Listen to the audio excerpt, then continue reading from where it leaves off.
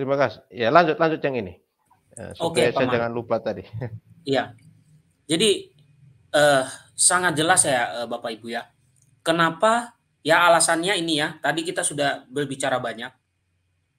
Mengapa harus ya? Ini saya tanda kutip harus ya. Maksudnya ini adalah sesuai dengan kitab suci dan sesuai dengan pengajaran yang sudah diwarisi oleh para rasul. Mengapa harus hari Jumat itu Yesus wafat atau kita sebut Jumat Agung dan juga hari Jumat penguburannya? Karena di dalam kitab suci ya, di situ Markus ya Bapak Ibu ya, Markus 15 ayat 42 dikatakan sementara itu hari mulai malam dan hari itu adalah hari persiapan yaitu hari menjelang Sabat. Nah, hari menjelang Sabat tadi Paman mengatakan hari Minggu itu dalam pandangan Yahudi adalah hari ke-8 atau hari pertama. Oke, hari pertama minggu. Oke. Sementara ya dikatakan menjelang Sabat. Sabatnya Yahudi itu ya sebelum ya Kristus setelah Kristus disalibkan. Makanya nanti ada kisah ketika salah seorang Yusuf dari Arimatea ya datang kepada Pilatus ya, dan juga ada beberapa ahli Taurat mengatakan lebih baik kita patahkan kakinya karena ini tidak layak. Nanti mereka patahkan kaki kiri kanan lalu sampai kepada Yesus tidak jadi Bapak Ibu ya. Lalu mereka mengatakan eh, tidak pantas mayat tergantung di atas kayu salib sementara sudah masuk hari persiapan Paskah. Hari persiapan Sabat maksudnya. Nah, jadi kalau demikian berarti itu hari apa? Hari Jumat dalam konteks kalender atau dalam konteks hari yang kita gunakan saat ini. Itu hari apa? Hari Jumat. Ya kan? Karena itu menjelang Sabat. Kalau seandainya hari Rabu atau hari Senin atau hari Kamis, nah ini lucu. Terus kalau misalnya ya, anggaplah saya ikuti teori mereka misalnya Bapak Ibu. Mereka mengatakan Yesus wafat pada hari Minggu. Lah terus sabatnya Yahudi hari Senin gitu maksudnya. Menjelang Sabat gitu. Berarti kalau hari Minggu wafatnya berarti hari Senin itu sabatnya Yahudi. Itu sederhana Bapak Ibu, ya. Atau tadi mereka mengatakan, "Oh, wafatnya adalah hari Rabu misalnya." Terus maksudnya sabatnya Yahudi hari Kamis gitu maksudnya. Kalau menurut ayat kitab suci ini berarti besoknya Bapak Ibu. Karena hari ini persiapan. Besok adalah hari menjelang Sabat, ya. Atau besok adalah hari Sabat. Nah, di situ kan dalam bahasa Inggris juga jelas ya, the day of preparation. That is the day before the Sabbath. Berarti hari sebelum Sabat. Nah, kalau yang tahu tentang Sabat Yahudi berarti kan bukan hari Rabu, bukan hari Kamis. Apalagi Senin Selasa. Waduh, mengerikan itu.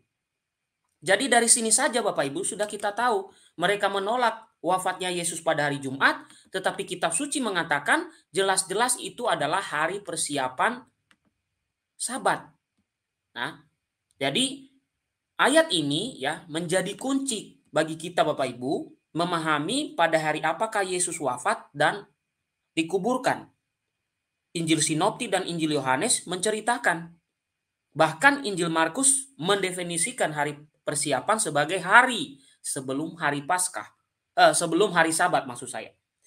Nah, jika para ahli kitab suci menyebutnya bahwa hari Sabat Yahudi adalah hari Sabtu, hari ketujuh dalam kalender Yahudi, maka hari sebelum Sabat adalah hari Jumat. Jadi, Santo Matius juga menyebut bahwa keesokan harinya setelah Yesus wafat adalah sesudah hari persiapan. Jadi sesudah hari persiapan, berarti sudah hari hanya gitu Bapak Ibu.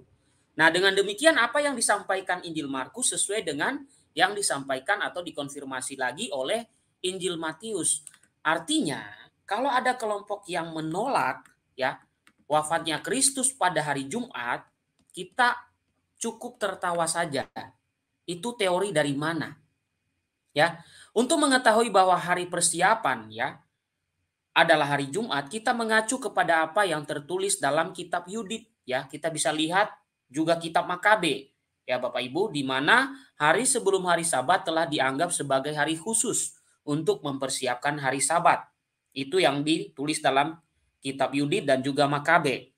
Ahli sejarah juga ya, Josephus ya dalam Antiquities ya, dia juga menulis dan juga dalam tulisan-tulisan Bapak Gereja, termasuk dalam Didache, termasuk juga Ignatius dari Antioquia, Letter of Barnabas, juga dalam surat Polikarpus itu mengatakan hal serupa tentang hari persiapan yang mengacu kepada hari Jumat, yaitu hari ke-6 ya. Maka mayoritas, hampir semua ahli kitab suci, baik Katolik maupun Protestan, juga meyakini bahwa Yesus wafat pada hari Jumat. Sehingga channel yang dikirim ke saya itu, saya merasa aneh. Kemungkinan dia bukan salah satu dari denominasi mainstream. Ya. Nah, di sini ada catatan-catatannya. Oke, yang pertama tadi yang disebut adalah tentang the founding Christendom, ya. Oke, di situ ditulis tentang tradisi gereja yang mengatakan keempat Injil sepakat, sebagaimana juga ke seluruh tradisi gereja bahwa Kristus wafat pada hari Jumat. Kata terakhir persiapan dapat berarti hari persiapan. Ini mengacu kepada hari pada pekan Yahudi tepat sebelum Sabat, yaitu Kamis malam sampai Jumat malam. Di sini maksudnya pastilah Jumat, sebagaimana frase berikutnya jelas menyebutkannya. Ya, dalam Lukas 23 ya Bapak Ibu. Jadi kenyataan yang harus dihadapi ya tidak ada contoh lain tentang penerapan hari persiapan dalam bahasa Yunani disebutkan mengacu kepada hari lain kecuali hari Jumat. Tadi saya sudah katakan, kalau itu mengacu hari Senin aneh Bapak Ibu. Oh berarti Sabat Yahudi hari Selasa. Ya kan? Kalau mengacu hari Selasa, oh berarti Sabat Yahudi hari Rabu. Kalau mengacu Kamis, berarti Sabat Yahudi hari Jumat. Nah ini aneh. Ya kan? Jadi mau tidak mau, suka tidak suka, mengacu kepada tulisan para rasul, murid-murid para rasul maksud saya, dan juga dalam kitab suci, kita bisa lihat ya bahwa jelas Kristus wafat pada hari Jumat. Jadi Jumat Agung itu perayaan wafatnya Kristus, bukan kebangkitan. Kebangkitan adalah terjadi pada hari Minggu, dan itu kenapa alasannya selalu kita rayakan hari Minggu ini, hari-hari Minggu itu sebagai hari pertama kita diciptakan kembali melalui melalui sengsara, wafat, dan kebangkitan Kristus. Mungkin ada tambahan Paman, silakan Paman.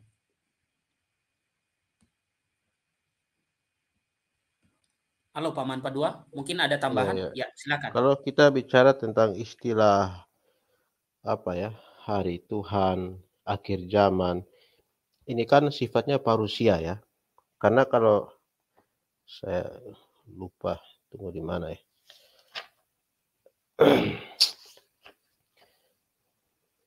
Lupa lagi tadi di mana teksnya ini. Bentar ya. Oke Paman, ya.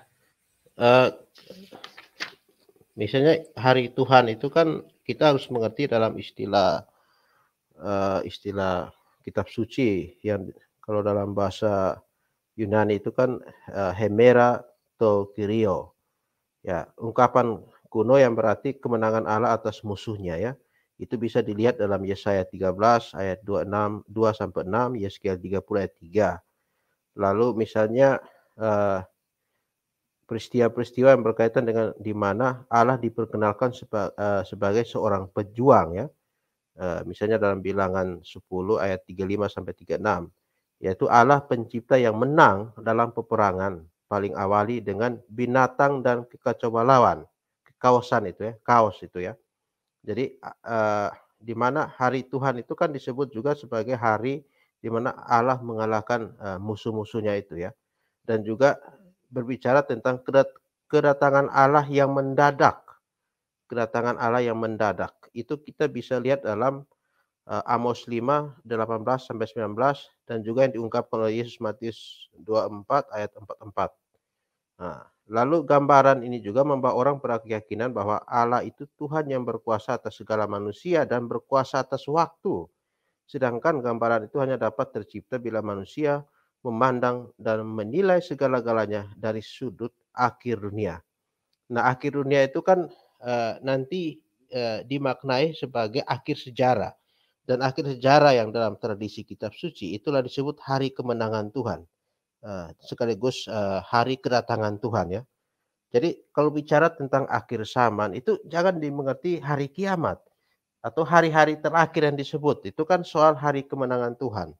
Sehingga, eee kalau nanti orang membaca teks yang disebut akhir dunia misalnya "Synteleo tos ainos", yang dari kata telos itu artinya akhir ditambahkan dengan ide penggenapan. Telos juga akhir artinya tujuan ya, bisa juga kadangkala, artinya tujuan. Yang artinya apa? Dunia sekarang yang kita kenal harus berakhir, misalnya dalam Matius 13. Jadi berakhir itu apa? Berakhir dengan menjadi harinya Tuhan, yang dulu itu adalah harinya manusia yang penuh dengan, kebiadaban, yang penuh dengan kejahatan. Nah, sekarang diakhiri dengan, dunia yang baru itu, yang dimengerti sebagai akhir dunia di mana Tuhan datang meraja. Jadi dia mengakhiri semua itu. Ini perspektif, parusia ya, apokaliptis ya. Artinya apa? Dunia sekarang yang kita kenal harus berakhir, artinya akan diadili, akan diperbaharui, misalnya dalam Kisah Rasul 3 ayat 21 atau diadili dalam Roma 3 ayat 6. Nah, lalu akan memberi tempat kepada dunia yang akan datang, yaitu bisa kita lihat dalam Efesus 1 ayat 21. Nah, tidak ada suatu tanggal yang menetapkan akhir itu selain kedatangan Yesus atau parusianya. Hari kedatangan itulah yang akan menjadi hari Tuhan.